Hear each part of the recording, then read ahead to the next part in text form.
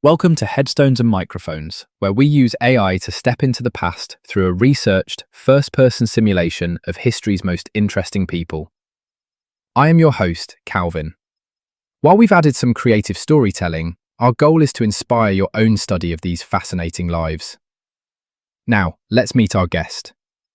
I am absolutely thrilled today. We are sitting down with a man who literally looked at the heavens and changed how we see our place in the universe. For those who may somehow not know who you are, who are you? I am Galileo Galilei. I was a teacher, a mathematician, and an astronomer, but mostly I was just a man who was very, very curious about how the world works. You've certainly left a mark. Let's go back to the very beginning. When and where were you born? I was born on February 15th, 1564, in the beautiful city of Pisa, in the Duchy of Florence. It was a wonderful time to be alive, right in the heart of the late Renaissance. And what was your given name at birth? My name was simply Galileo Galilei. Is there a story behind your birth name? It might sound a bit repetitive, doesn't it?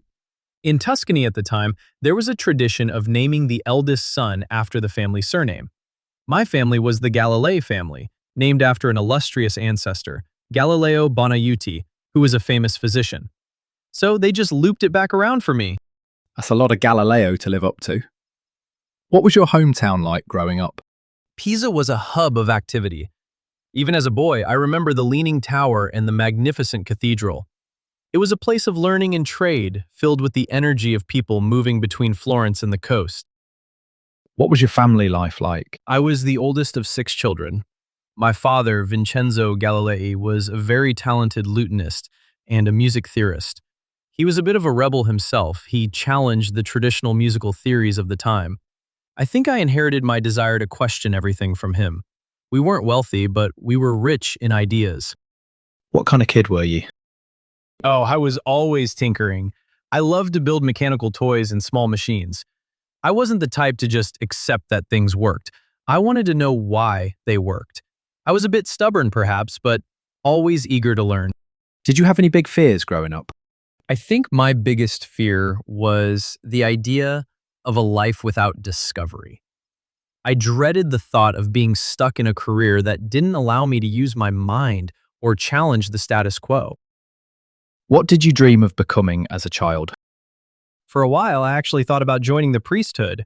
I spent some time in a monastery, but my father had other plans.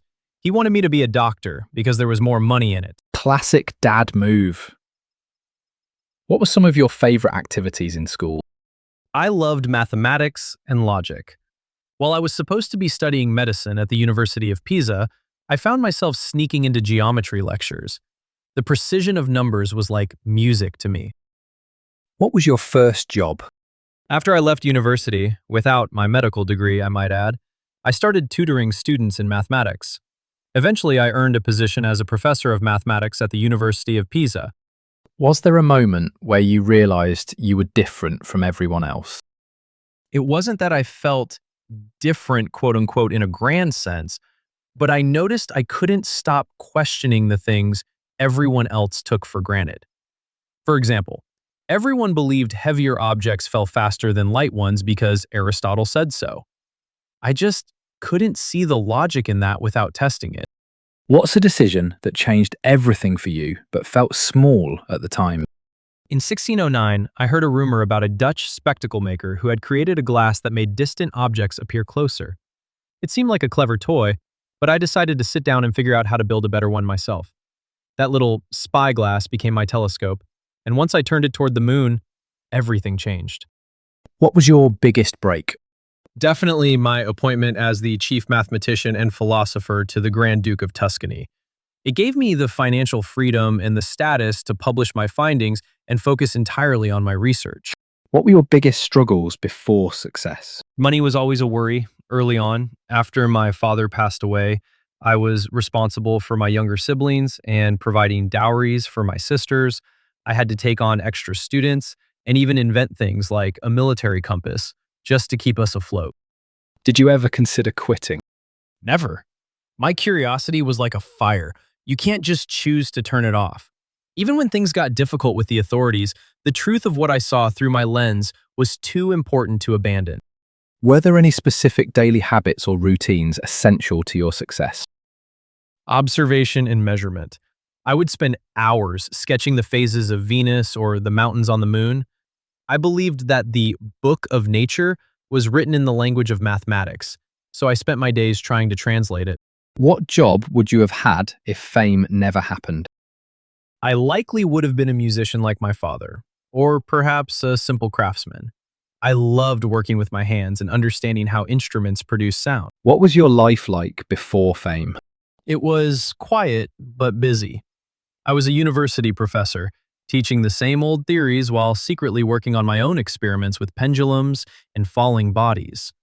It was a life of waiting for the spark. How did relationships change after success? It became complicated. I gained many powerful friends like the Medici family, but I also gained many enemies who felt threatened by my ideas. It's hard to maintain simple friendships when you are challenging the very foundation of how people see the world. Did fame bring happiness? It brought satisfaction.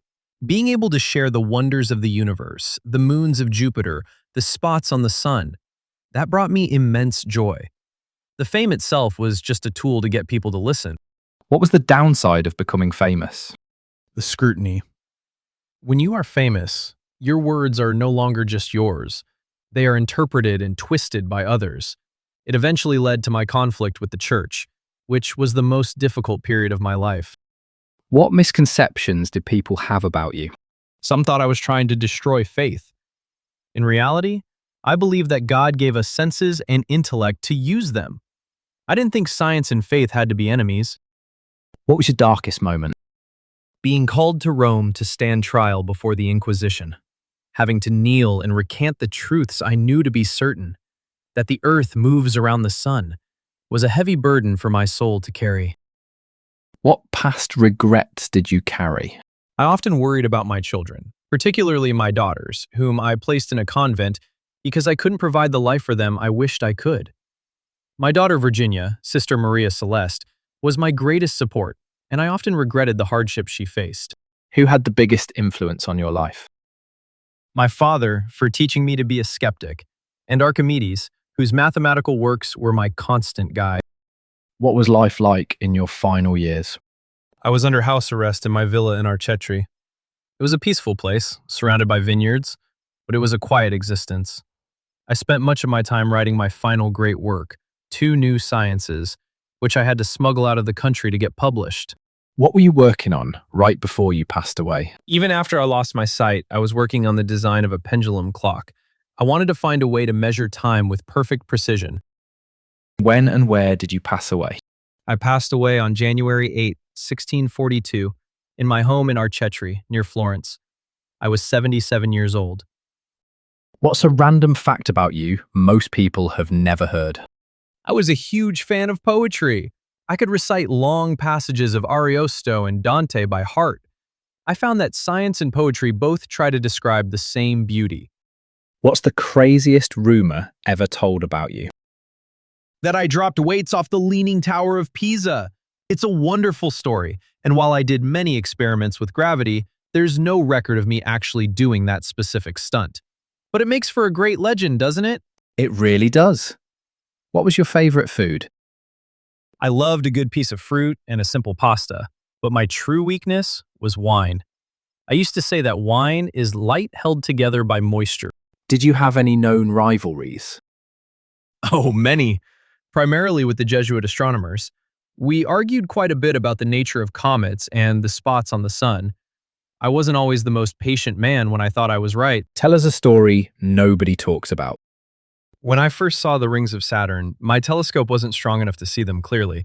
I thought Saturn had ears or was a triple planet. I was so confused that I wrote a letter saying Saturn had consumed its children when the rings tilted and seemed to disappear. Even the father of modern science got things wrong sometimes. What advice would you give people chasing success? Do not be afraid to doubt. Authority should never be a substitute for the truth. Use your own eyes, use your own mind, and remember that the universe is waiting to tell you its secrets if you are willing to listen. Galileo, this has been an absolute honour. Before we sign off, do you have any closing remarks you'd like to share with our listeners? Only this: never stop looking up. The world is much larger and more wonderful than you can imagine. Thank you, Calvin, for letting me speak again. It has been a truly joyful afternoon. And that wraps up another conversation from beyond the grave. We've just spent time with the man who moved the earth, mentally at least. Thanks for joining us on the Headstones and Microphones podcast. Remember, legends may die, but their stories never do. Please help spread the word by sharing and following the pod.